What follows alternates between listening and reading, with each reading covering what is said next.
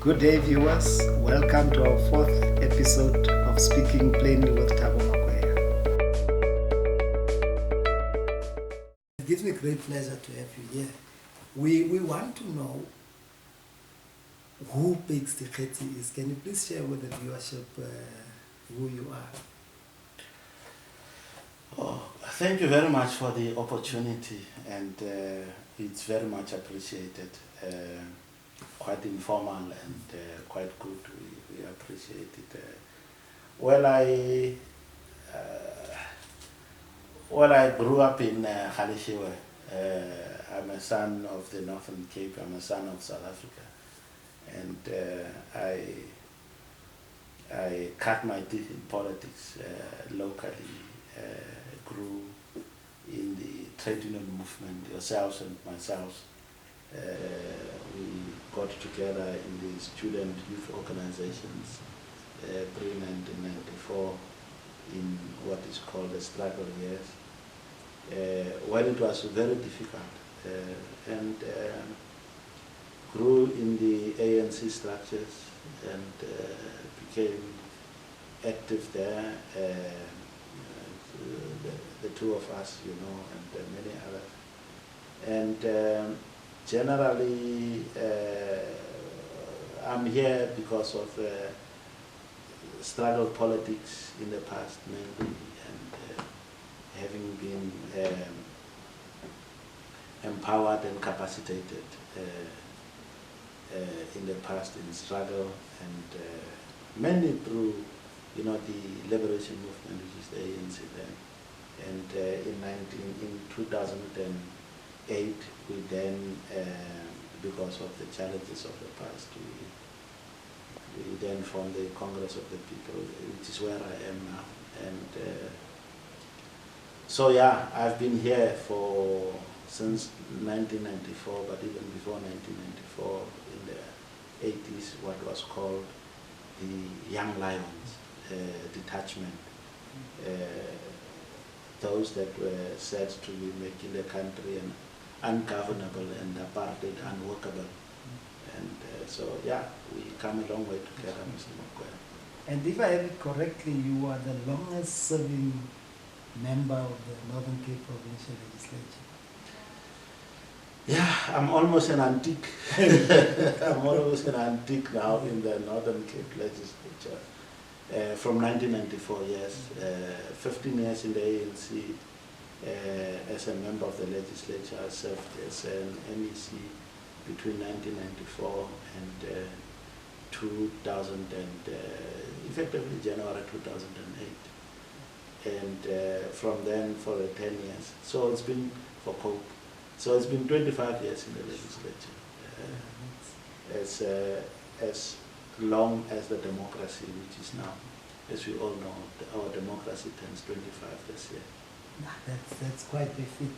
And tell me, do you get the sense that your new politicians match the caliber of people like yourself who have come a long way? But linked to that is also the fact that you obviously come with experience. Experience can't be bought. Do you get a sense that new leadership make time to sit with people like yourself and find out how you got it right, what mistakes you made, so that they can learn from the mistakes that you made? Because at the end of the day, you may have different political parties, but South Africa is one country, and whoever has the best solution should ensure that that is done. One is just worried that the experience that people like yourself have gets lost in the process. Look, it's a good question. It really gets deeper into the political culture that we have in the country, and it gets into really understanding the nature of the politics that are playing out in South Africa today. I must say that clearly from what we came from, you and I, in the old years, you will recall that very early the focus was more on eradicating apartheid, its legislation, its institutions, its systems. You will know that very well because you were there. And we were focused on really being led by the likes of Madiba and the other luminaries of our struggle. And so our mission was quite clear. It was to eradicate apartheid, but at the same time it was to build the democratic institutions and build a culture and build new democratic systems together with democratic institutions. As you would recall, there's quite a lot of other things that were done, instilling the culture of human rights in the country. Whether you talk about children's rights, you know Madiba was very strong about children. Whether it speaks to women issues, gender issues, those things were quite clear. Whether it talks about adult basic education, you know we were quite focused on all of those things. So we came from a very different angle or a different culture. Whereas what you have today is sort of people taking for granted the need to continue building the systems, the institutions, the culture, and broadly to really ensure that we cement that which we fought for, which is contained in our democracy. So in a sense, there is that mismatch that you have between the younger ones that are coming through and those that have been there. And it becomes incumbent, and it's our duty to make sure that we continuously educate and we can continuously expose. In whatever role that one plays in the legislature, for instance, it is not to be dismissive and to undermine the younger ones who come in with new experiences, new energy, new perspective. All of that builds, and in a sense what we have currently in South Africa is what one can refer to as a culture clash, because the cultures that those that are experienced or those that have served longer bring, and the new ones, we need to find accommodation, and it's always that clash and the tension. It's a healthy tension, and over a period of years, hopefully that will be resolved, and people will begin to understand what is the bigger purpose and what is the higher purpose, which is to really build that which is contained in our Constitution. No, I'm glad you're mentioning that, because it's a problem that you find almost, I think, throughout our society. You earlier on spoke of the era of raw young lions, raw, but one is also a bit worried at the fact that you don't get a sense that the youth of today are playing as prominently a role in politics like they used to do then. And I think the transition that you are referring to, we had an interview with some people from the other parties, and I think most notably the ANC. And they also mentioned the fact that if you look at the class of the kind of leadership that we have, I don't want to talk about other parties because we're here to talk about COPE today, but you'd find a lot of people who were from exile are being phased out of the process now. And you're not sure if that transition is managed as well as it should. If one looks at, you remember recently there were also surveys conducted, and I believe the average age of ANC ministers is about 60 years old. If you look at the average age of the EFF, it's about 33 years or so. Do you see the youth getting lost through this transition in some way? And if yes, what is COPE doing to ensure that you take the youth with you so that we don't have a huge gap that cannot be filled? Yeah, Look, certainly there are all of these challenges in society. What I described earlier is societal problems. It's in the broader society. Every generation has got its own mission and its own purpose. You and I, we had a mission, and it was to make the country ungovernable, and it was to make apartheid unworkable. And we succeeded largely in doing that, as you know. And in later years, what you have today is there's no longer apartheid. There's a democracy.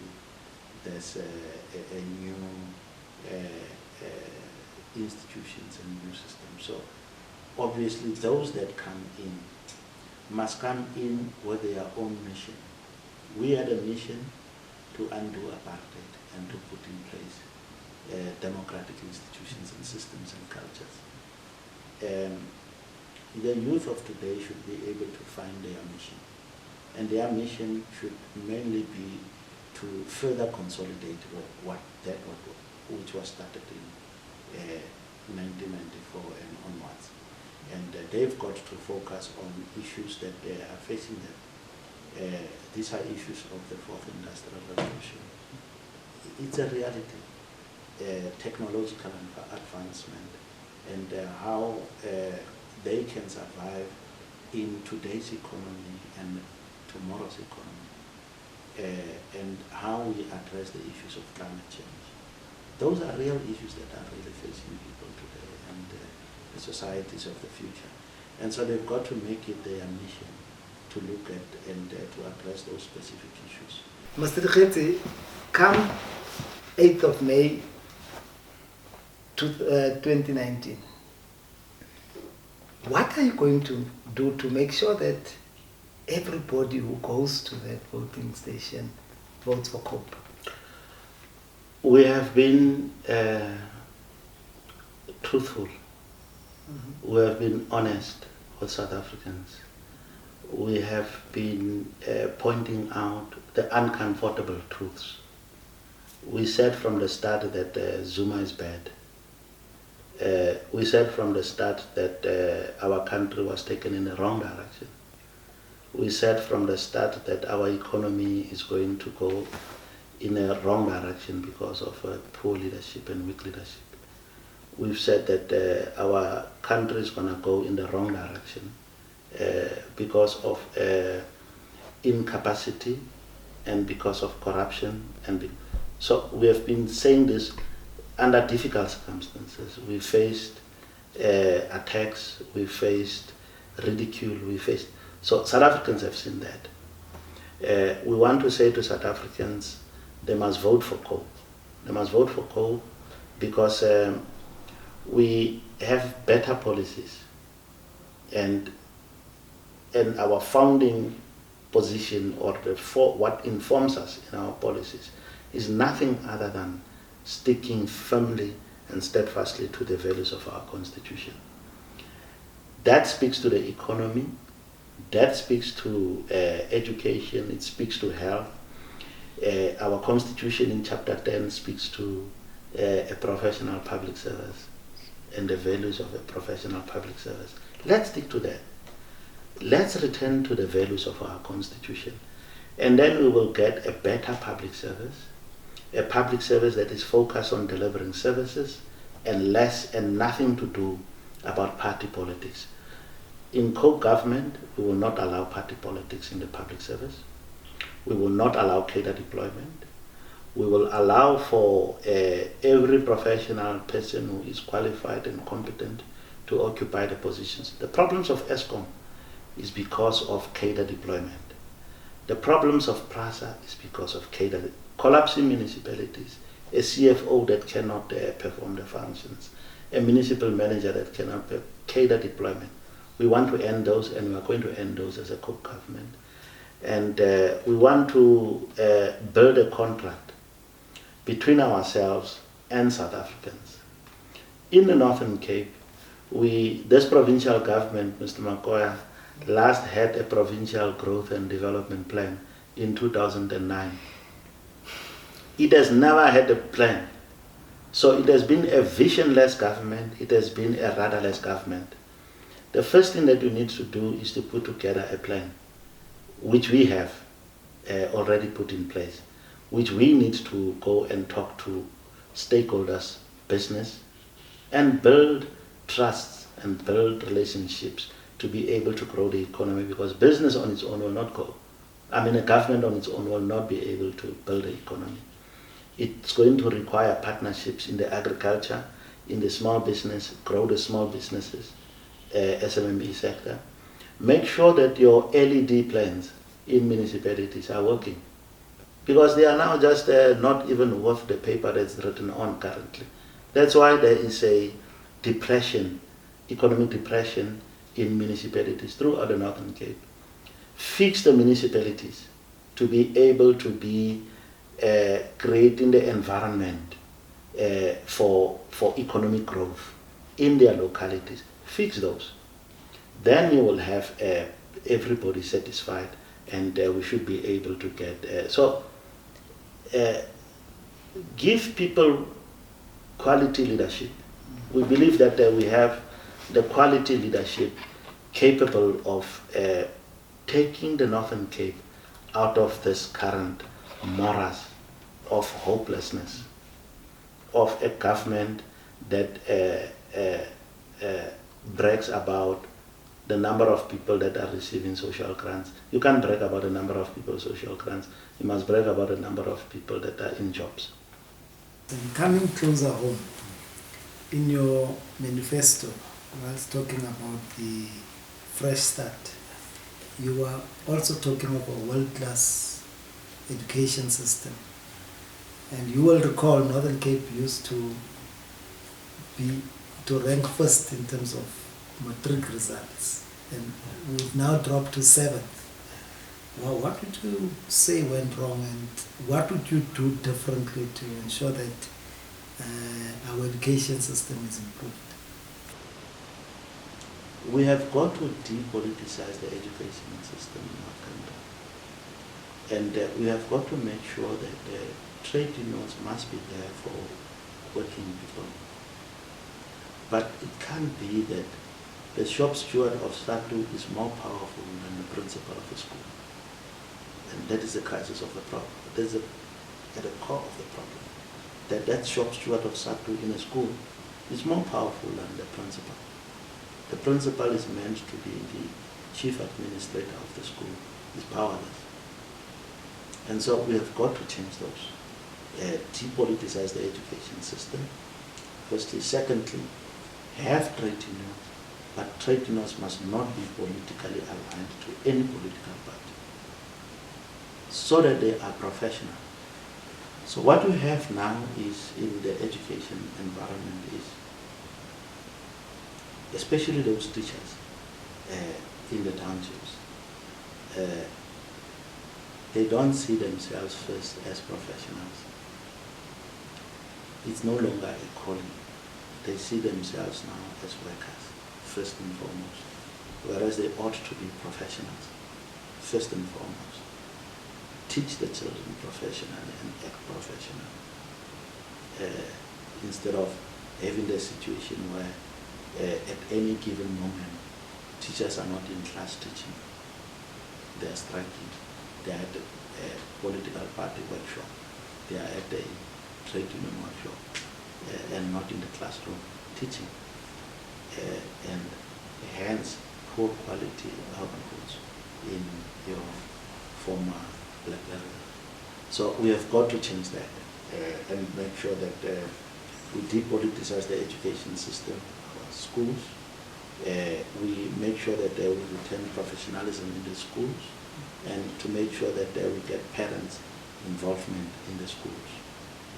Because a teacher is there to be a leader in the education sector and to empower, be able to. You recall, Mr. Makweya, in our time, we call it apartheid. If you are not at school, your class teacher will come to your home and talk to your parents. And you even get a good lesson. And you get a good lesson. Now, the teacher doesn't care. I don't care. You come to school. You come to school. You don't come to school. I don't care. you know. Whereas during our time, you know that your teacher will come to your house and meet with your parents and ask, but why are you not in school? Or you come constantly late, why? So let's return to that. And in your view, I mean, having given that bleak picture of the education system in our country, how do you see that affecting the fourth industrial revolution? Well, just look at, you asked me a question earlier on about the mission of the youth. You know, where is the youth? We are now 25 years into democracy. Opportunities have been opened to everybody, black or white, to the youth. They are there, opportunities are there, you know. But the question is that are they sufficiently skilled to be able to take advantage of the economic opportunities? There's no more about that. Yes, of course, there may be economic exclusion here and there, but it's not government policy. Government policy is to, or the Constitution makes available opportunities for everybody. So it impacts on our young people and their ability to take up opportunities. Now, if you look carefully at certain high-end industries in South Africa, and government policy today is BEE, not BEE, affirmative action. And you look at the people who occupy very senior strategic positions who are black. Mostly they are not South African. They are from the African continent. Why? Because of the quality of education that we are giving.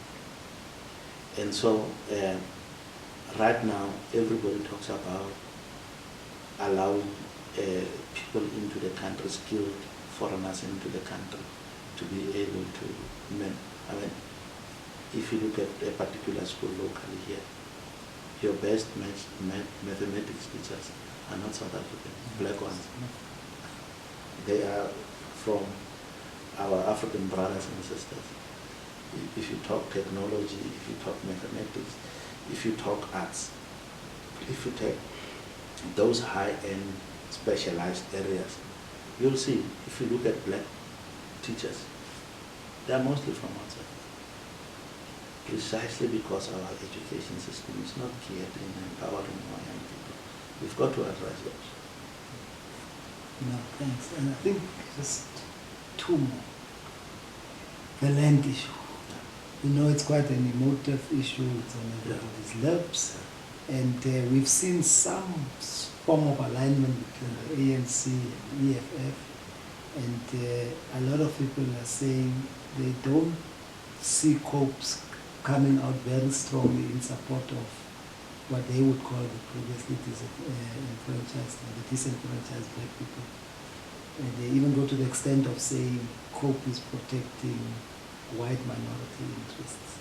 Can you please enlighten us on what COPE stands for? Now, yes, quite an interesting and emotive topic, land. It brings emotions in people. And sometimes when you don't sit carefully and think about a thing and you become emotional, you lose the essence and the substance of an issue. Let me be quite clear that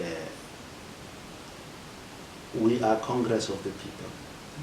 We say we want to preserve the principles and the values that inform the Congress movement in the 1950s. And we want to make sure that we preserve and protect the values of our Constitution. We are for land reform. We acknowledge that there were injustices in the past. And so we agree with land reform. Now, Mr. Makweya, you were once an MEC of land reform in the province. You know very well, you shaped this policy.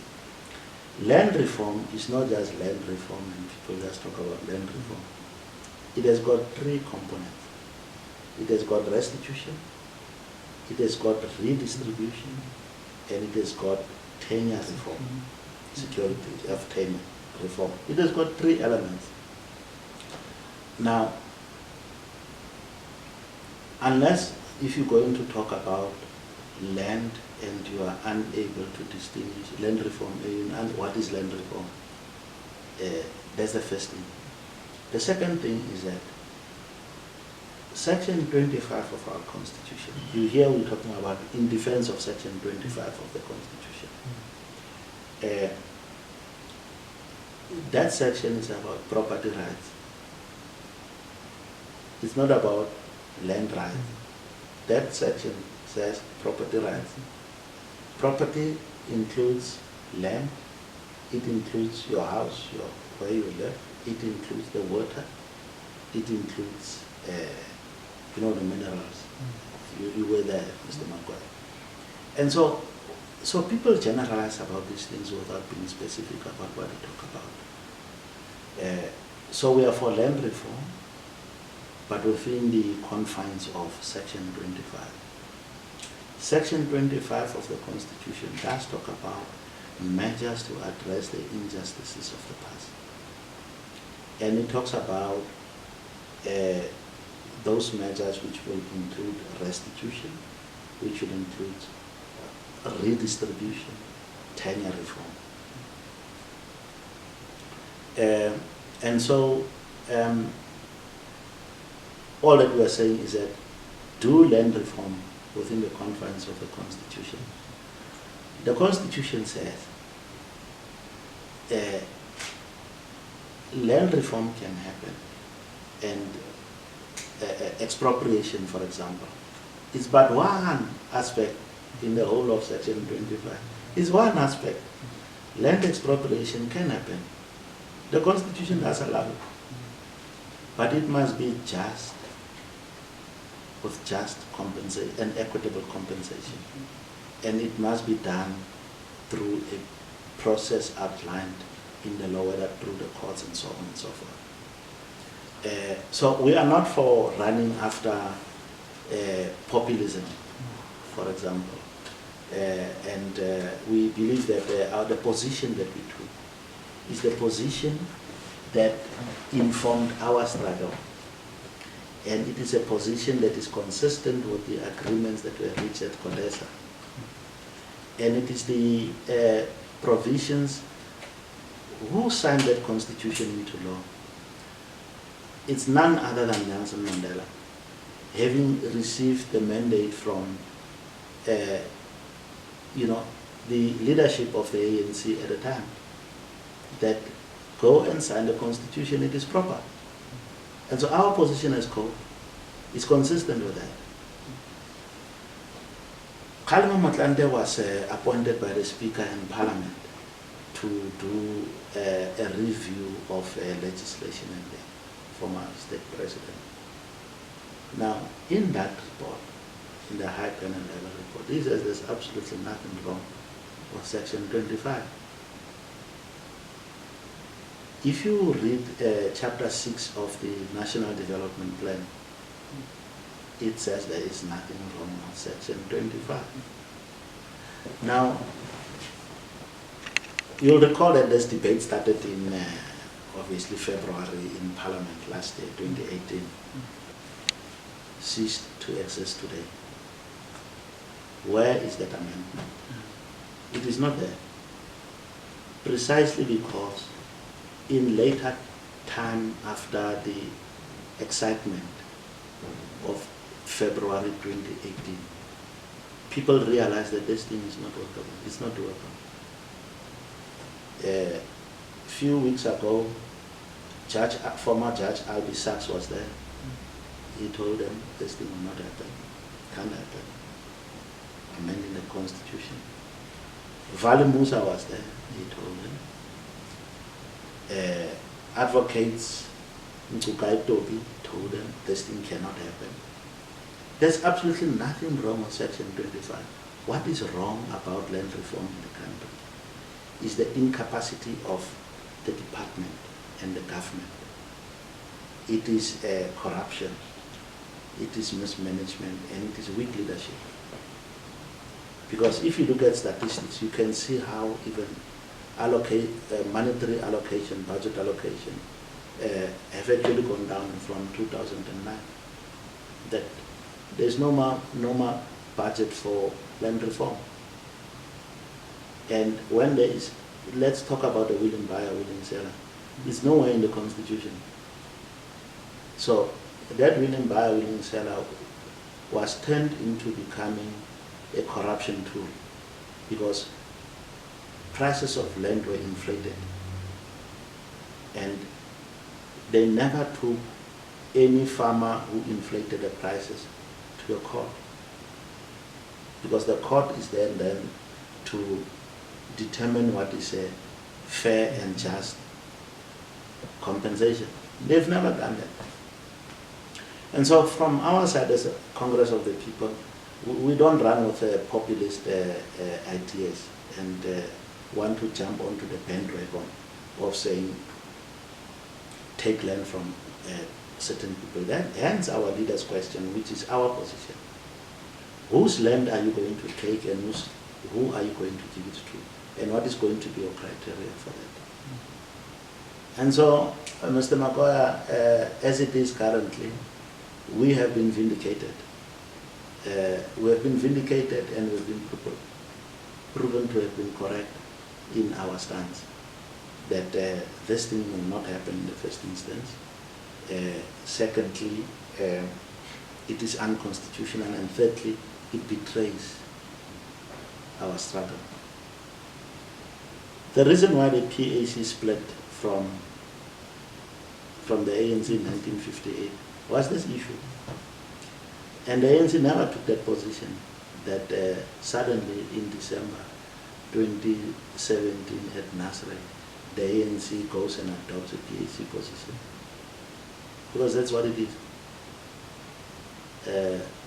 Take land from others and give it to others. Thanks again for watching our 4th episode of Speaking Plainly with Thabo Makweya. We're looking forward to entertaining you with our insight and up-to-date political and other stories of